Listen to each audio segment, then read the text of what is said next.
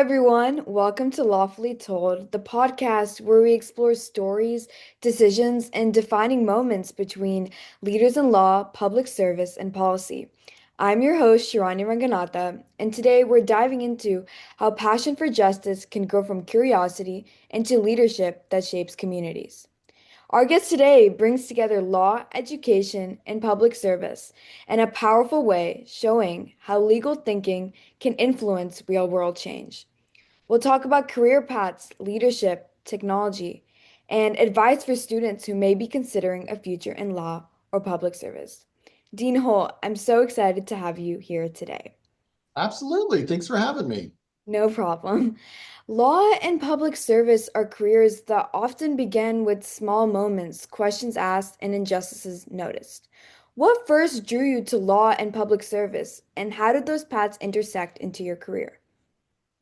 Yeah, well, I think so. So just so your listeners know, I am the dean of Oklahoma City University School of Law, and I've served in that role for 2.5 years. But I'm also the mayor of Oklahoma City, and so I do live that intersection every day Yeah. between public service and the law. I think there's a perception that a lot of people in public service are lawyers. That's not necessarily as true as people might think, but they certainly do have a lot of crossover. And certainly people who are lawyers are well prepared, I think, to serve in roles like mayor or state legislator or so on. And that's obviously the path I've taken. I think I was more interested first in public service. Mm. And then I was at your age, I was always student council president or sophomore class president or all those things. So, I was always interested in being a part of the group of people that were influencing the community of which I was a part or in a position to leave the community better than they found it. And that's what took me out to DC to go to college at George Washington University and get a political science degree. So I was always kind of on that path of thinking I would maybe run for something someday or serve in a role like I am. I think it was later in my 20s that I really decided to go to law school. I guess I would say generally to young people, I mean, there are certainly a lot of paths to success, and there are people who have no college degree at all who have been very successful. But it seems like if you're playing the percentages and you want to have the career success, the material success, all of the things that you think make up sort of a comfortable, happy life in the United States of America, Mhm. if you get an advanced degree, that's the degree beyond the undergraduate degree, whatever it is, that's really been proven statistically, not for everybody, but statistically, that's probably going to significantly expand your career options, your ultimate salary, and so on. And so I think it was in my 20s after I had finished my undergraduate degree. And honestly, I was kind of sick of school that I was like, well, I think I've got, 3 more years in me. Do I get an MBA? Do I get a JD? I wasn't going to medical school at that point, but I ultimately decide, or do I get a master's in public administration or something? I think for me, it was easier when I realized that a JD Mm. really opens career doors. Like there's no job that really requires, in a technical sense, an MBA or a master's in public administration, but you can't be a lawyer without a JD. It's literally required, right? So I felt like if I were going to put in the time to get an advanced degree, that the one that would open the most doors would have the greatest impact for me would be a JD. And that's ultimately how I landed on that. So I actually went to law school later in my 20s. I worked after college for a few years and then I went to law school. So that's kind of how that worked out. But it has definitely made me a better public servant.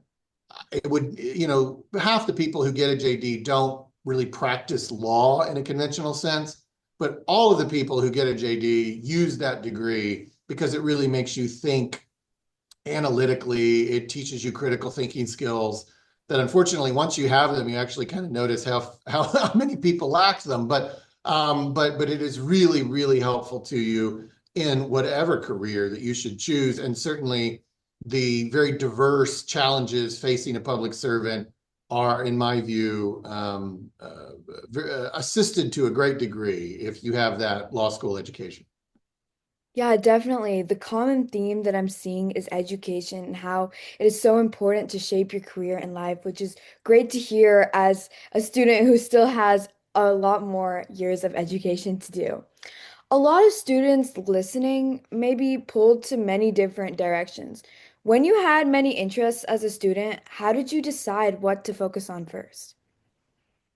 Even though I went to school in DC, and ultimately got a political science degree, which obviously sounds like something you would do in Washington, D.C. I arrived there with like 10 majors that I was considering. And so I guess I would encourage people, you're very unique in that at a relatively young age, you feel you know exactly what you want to do in your educational journey for the next decade, you know.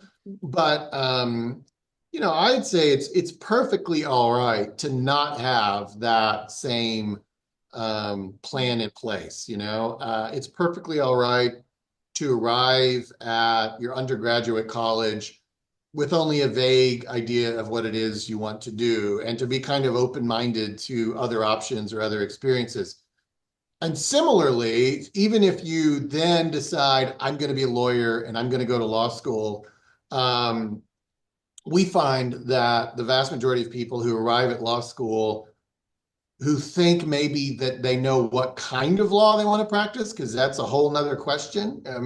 Every JD is the same. There's not like a major, in a JD, like there is in your undergraduate. But nonetheless, like people start to specialize. Maybe their electives that they choose later in their 3 years, getting a JD aligns with some things they think they're going to do in their career. Their internships that they might choose during law school might align with that long-term vision.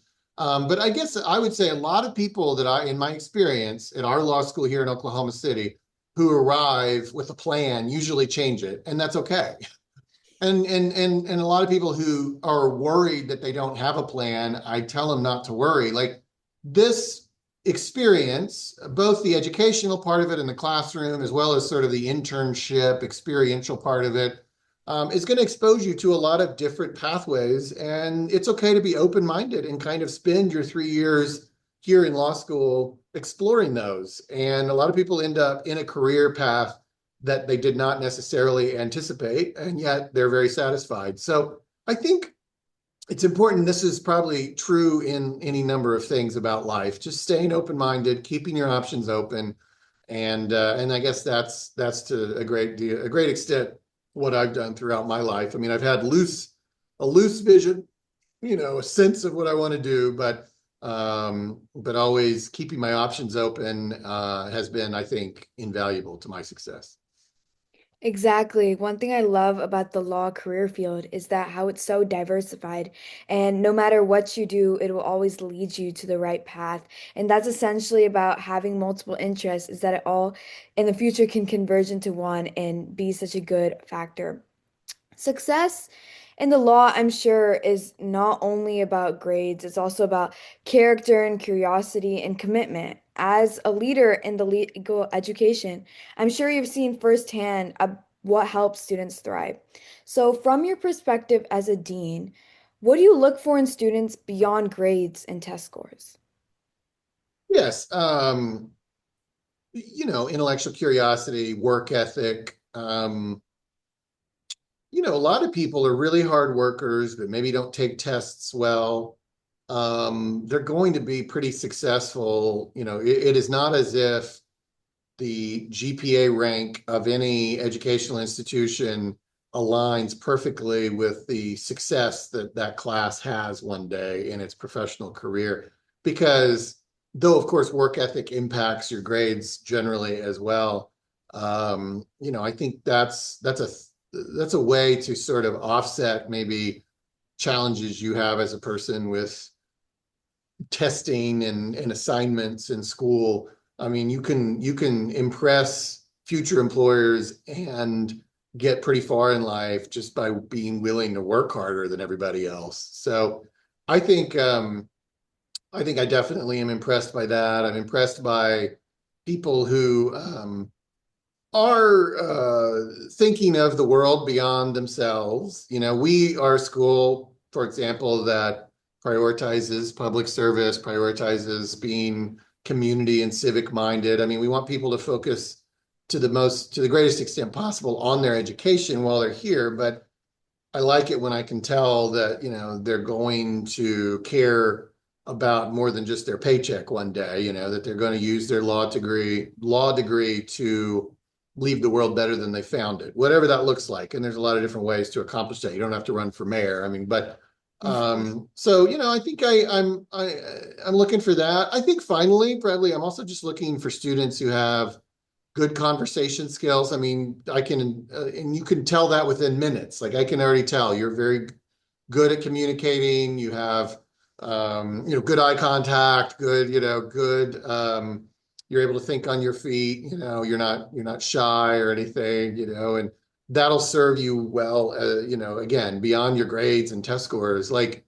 That's actually probably the most important quality that most people will bring into their careers is just their ability to just have those soft skills, those personal skills that can carry a conversation and work through a problem collaboratively and be polite and be kind and listen and just stuff we were taught in kindergarten. But you'd be surprised how many people lack those skills in their adult years.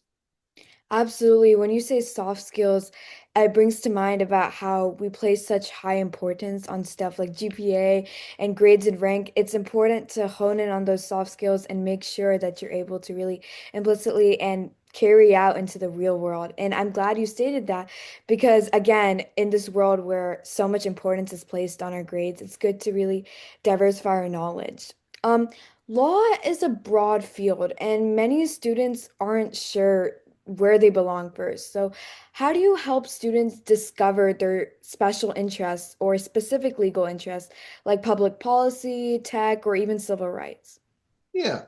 Well, it is almost infinite in its Mm. variations. I don't know what people necessarily think it is to be a lawyer, but I'll tell you what it is to be a lawyer. I mean, um, the people who will practice law, so let's start there. Then, as I said earlier, that's only like half of people who go to law school, but the people who truly practice law, some people will go to a place or even a small town or something where they will do a little bit of everything. And maybe people have watched a lot of TV shows, and that's what they think lawyers do, that they're going to be able to write a will, negotiate a divorce, do a mortgage contract. I mean, just do all these things. And there are people who can do all those little things. Keep in mind, and this is not always something people understand, you really don't leave law school with those skills. You leave law school learning how to think like a lawyer, understanding, some basic legal principles, but we're not like it's not a vocational school. We're not teaching you like how to fill out this very specific form or contract or will or all these things. We're giving you some kind of basic understanding, but you're going to hopefully apprentice, for lack of a better word, with a practicing lawyer and really learn the nitty gritty of how to do those things. So that's one kind of lawyer, this sort of general practice lawyer. But really, probably the vast majority of lawyers are highly specialized. It's kind of like medicine Mm. in that sense. You know, Again, like people become general doctors, but obviously a whole lot of doctors become highly specialized, just deal with heart attacks, just deal with brains, just deal with lungs. And that's kind of the same analogy to lawyers. There are lawyers who just work on taxes or just work on contracts or just work on divorces.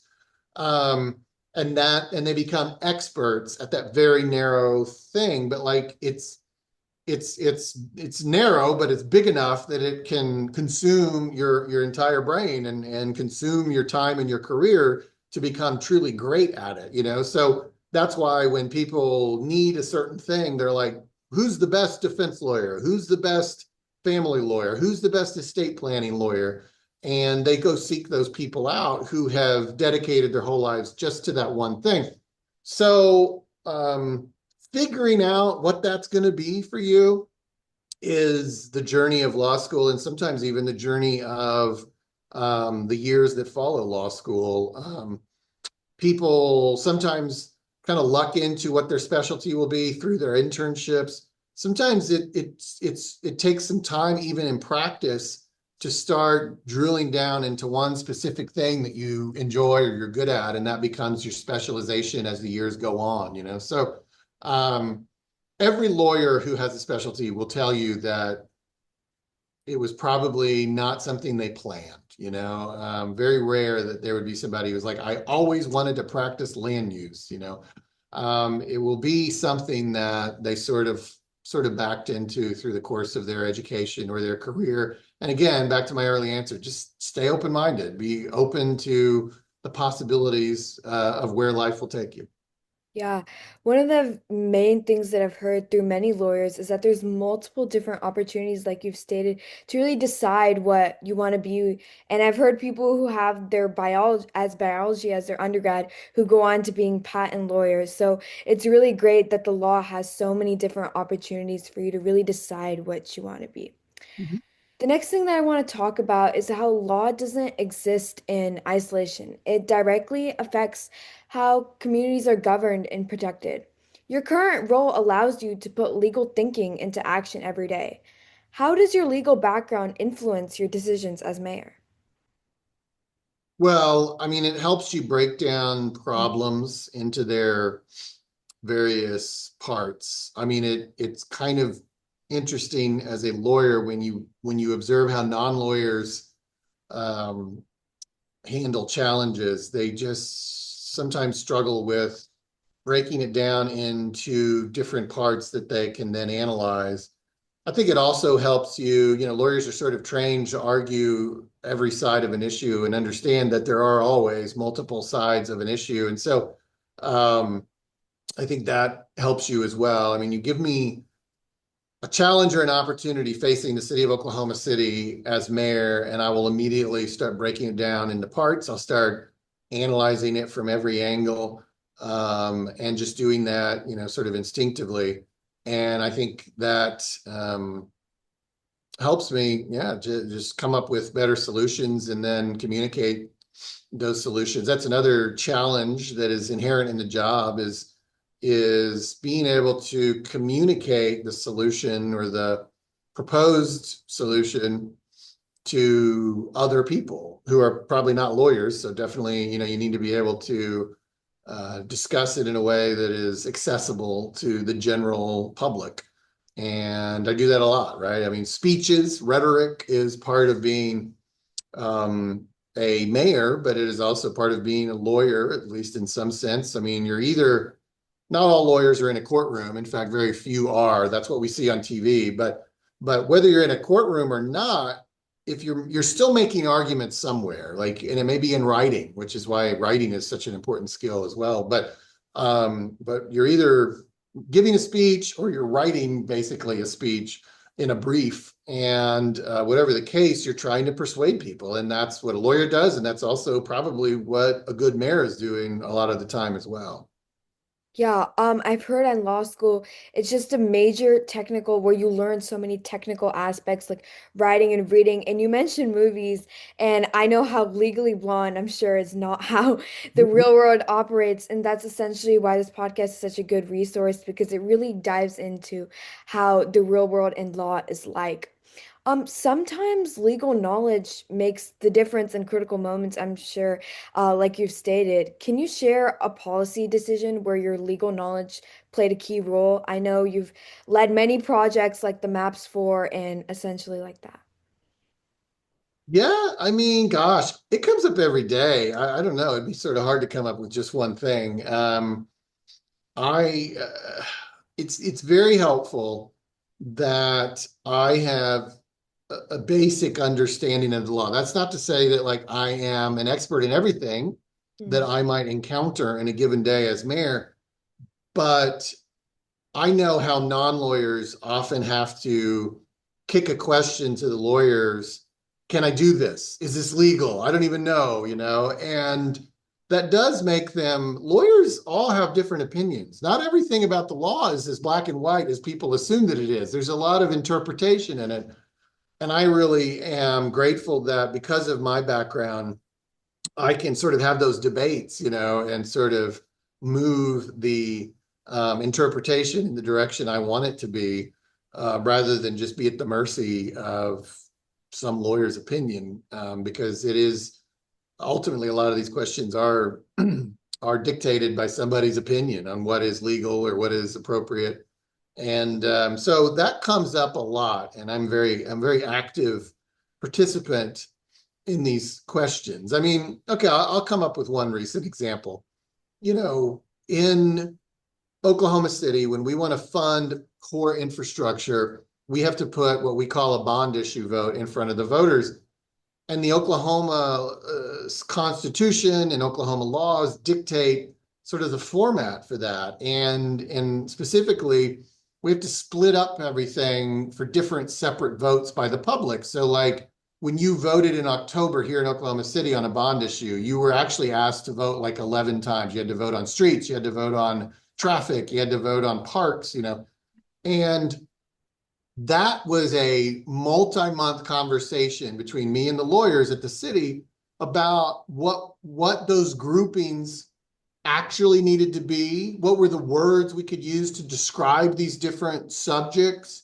And those had political consequences because the public might view some word or some grouping of subjects differently than the other option that we could have, and result in a different electoral outcome, right? Like, so like trying to craft it in a way that's legal, but also popular, so it will pass, was an interesting legal challenge as we developed that proposal. And again, like that would be that level of detail and that sort of behind the scenes maneuvering is, not the kind of thing that the general public necessarily follows or cares about, but it has, it can have massive consequences on whether, for example, these initiatives were going to pass or not, which means the question of whether we're going to fix the streets for the next 10 years or not, because we got the approval from the public to do it. Like that's the way that the law and a knowledge of it can enter the public policy conversation. But I've got examples like that 16 times a day. I mean, that kind of conversation, the intersection between public policy and the law is constant and inherent. Absolutely. And one of the most substantial things I'm hearing is interpretation.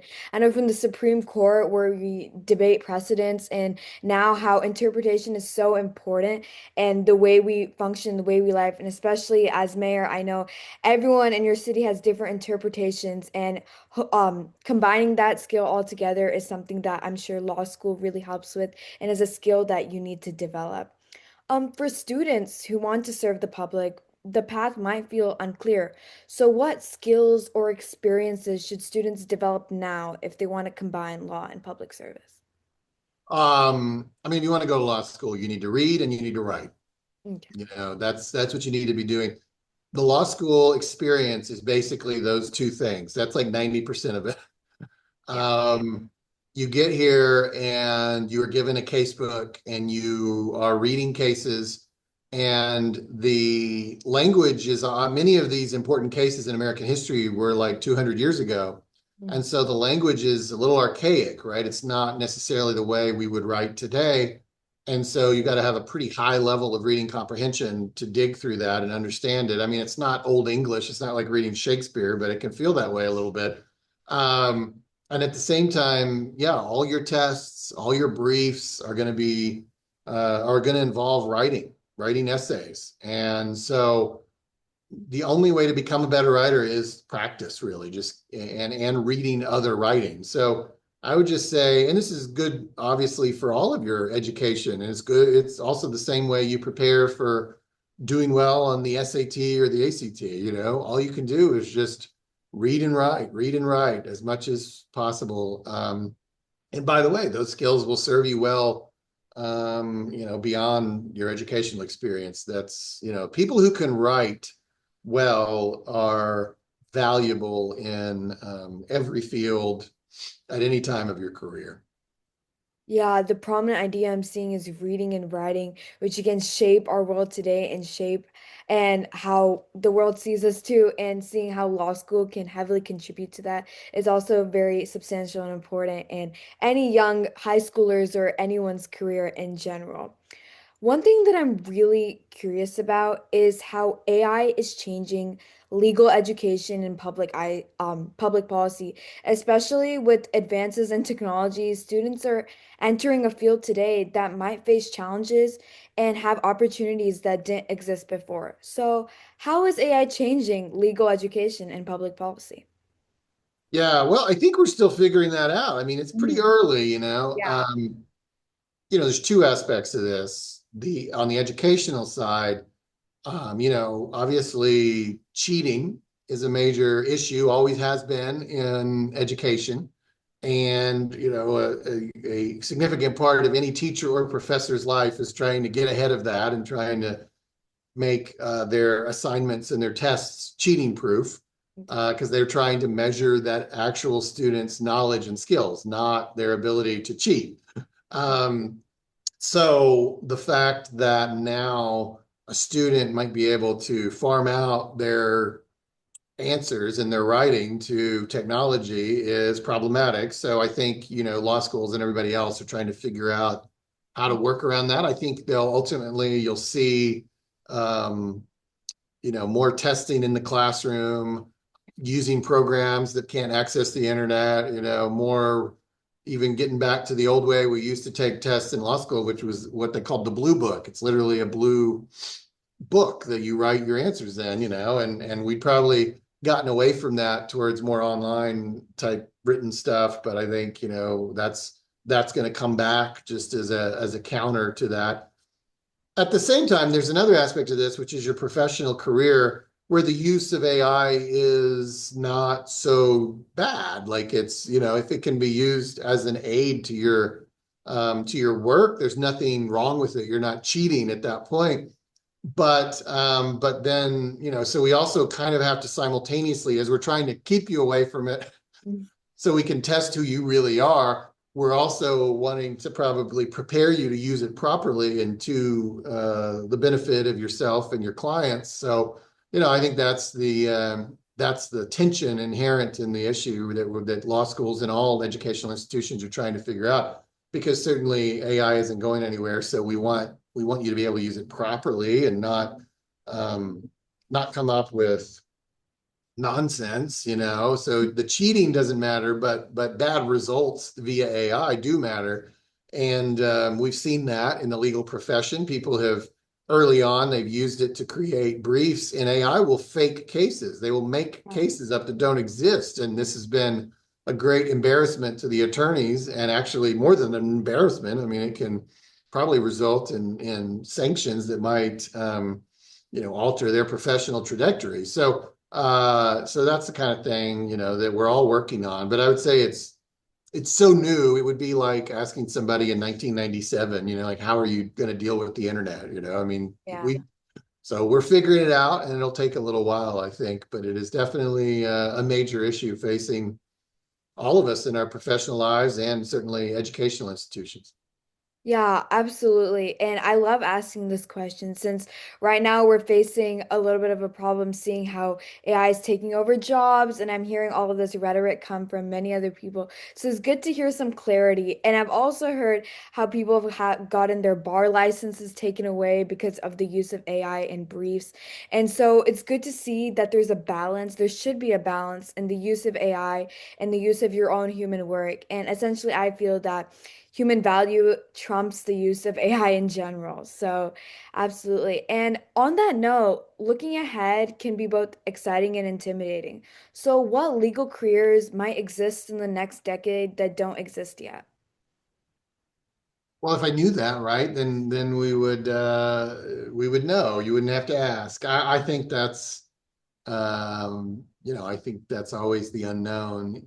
Hmm. I mean, being a lawyer fundamentally hasn't changed in 250 years. It's Yeah. just the subject matter that changes, Mhm. right? So, there was somebody who was an intellectual property lawyer in 1860, and all they were working on were novels and patents for cotton gins, and now they're working on movies and microchips, right? So, I mean, but they're still filing papers and they're still fundamentally working through the application of statutes that probably haven't dramatically changed in that time period. So I don't know that like being a lawyer fundamentally changes unless like this whole thing, this whole American experiment craters. But as long as we still have the Constitution and the laws that we've created,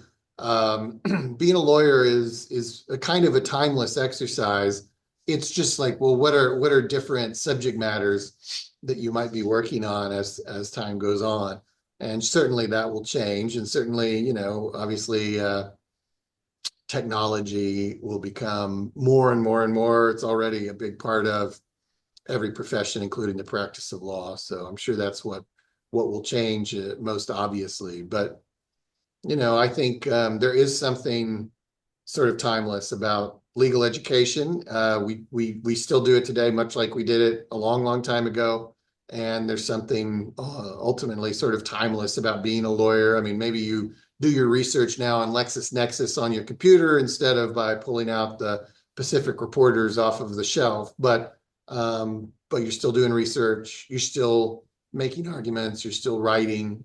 You're still working a methodical process, and I don't think that'll ever change unless we just give up on the rule of law, but I hope that's not the case. Yeah, definitely. And it's good to have some sort of clarity when it comes to regard in that situation about how the law is timeless and how the Constitution is timeless and how it'll essentially keep us going for years to come. Many students feel pressure again to have everything figured out early. And that's something you've stated before of how you don't need to figure things out early. So if you could give your high school or even college self one piece of advice, what would it be? Oh, I mean, I think it would be, enjoy this time. This is actually as easy as it's ever going to be. It's easy for high school and college students to feel like they're just overwhelmed with the work and the obligations. And the reality is, it's going to be exponentially more obligations and more work as the years go on. So I don't know, just try to keep it in perspective and actually enjoy some of the freedom and the time that you have now because your careers, your family, will layer upon that work in the years ahead. I guess I'm not there yet. I guess that at some point, then it all finally does slow down when you retire. But in the meantime, actually, you have a lot busier lives ahead of you in the years to come than you have now. And don't not do things because you think you don't have the bandwidth or the time Mm. to do them, whether they're fun or whether they're work related. Just do them. You can do it. You will Yeah. be far busier years from now than you are now, and then you'll look back and you'll say, God, why didn't I do that fun thing, or why didn't I do that project, or finish that merit badge to become an Eagle Scout, or take that one more class to get that extra minor in college, or whatever it is.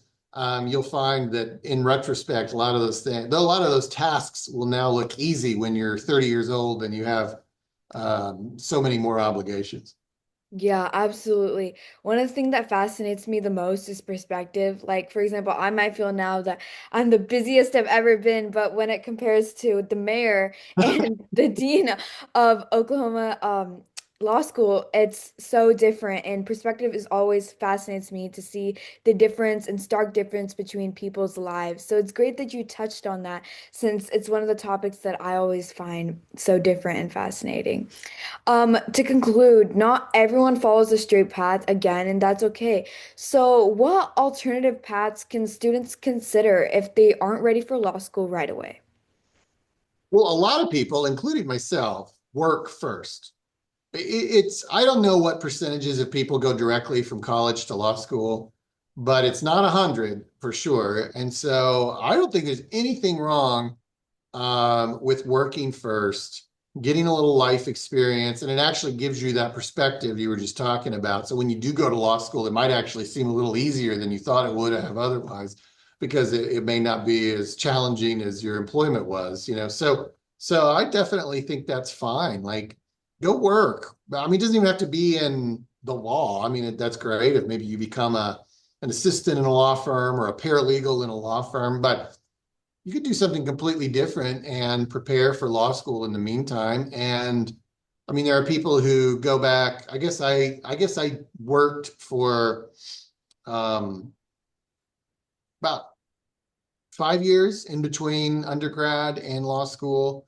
Um, you know, there are people who might just work for a couple years or 3 years. There are people who work for 40 years and then go to law school. That's a totally different kind of story. But you know, there's nothing wrong with that. Obviously, keep in mind, like, you can get to a point where it's so hard to sort of check out of your life at that point, because the ideal experience for law school is to go full time, which means that for 3 years you are not earning a paycheck.